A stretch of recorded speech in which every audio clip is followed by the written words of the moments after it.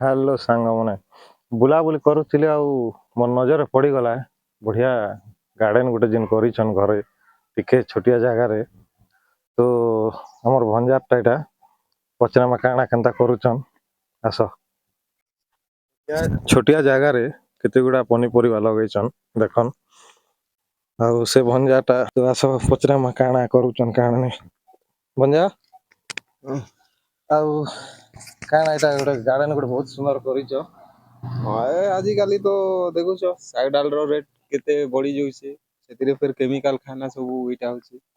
ସେଥିଲାଗି ଦେଖିନି ଜାଗା ଟିକେ ଖାଲି ଥିଲା ତ ଏଇଟା ପନିପରିବା କେତେ ଲଗେଇ ଦେଇଛେ। ଆଉ କାଣା କାଣା ଲଗେଇଛ ଏଇଟା? ଏଇଟା ଗଣ୍ଠି କୋବି ଅଛି, ଭେଜରା ଅଛି, ଫୁଲକୋବି ଅଛି, ବାଇଗଣ ଅଛି, ମରିଚ ଅଛି। ସବୁ ପ୍ରକାର ଟିକେ ଟିକେ କରିଛେ ଆରୁ। ଆଉ କାଣା କାଣା ତୁଲ ନାଇଁ କେନ୍ତା? ଉନି ନା ବେଲେ ଏବେ ତ ବର୍ତ୍ତମାନ କିଛି ନାଇଁ ହବାର ତା କୋବି ମାନେ ଟିକେ ଛୋଟ ଛୋଟ ହେଇଛି।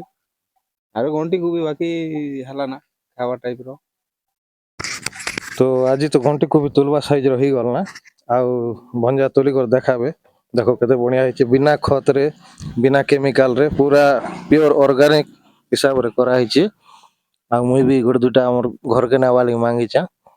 ଏଇଟା ଦେଖ ଏଇଟା ବିନା କେମିକାଲ ବିନା ସାର ଫାରରେ ସବୁ ଏଇଟା କରାହେଇଛି। ଆରୁ ବର୍ତ୍ତମାନ ଏଇଟା ଗଣ୍ଠି କୋବି ହେଇଛେ। ଆଉ କେତେ ଦିନ ଗଲା ପରେ ଫୁଲକୋବି ତାପରେ ଏଇଟା ମାନେ ବି ହବା ଆଉ। କେତେ ଦିନ ହେଲା? ଏଇଟା ହାରାହାରି ଗୋଟେ ହବା 1.5 ମାସ ଖଣ୍ଡେ ହବା। ହଁ 1.5 ମାସରେ ଏଇ ସାଇଜ ର ହେଇଛି। ତ ଦେଖିଲ ସାଙ୍ଗମାନେ ବିନା ଖତରେ କେତେ ବଢ଼ିଆ ଚାଷ କରିଛନ୍ ଆମର ଭଞ୍ଜା ଏଇଟା। ତ ଭଞ୍ଜାର ପରିଶ୍ରମ ଲାଗି ଗୋଟେ ଲାଇକ୍ ଗୋଟେ ହଉ ଆଉ।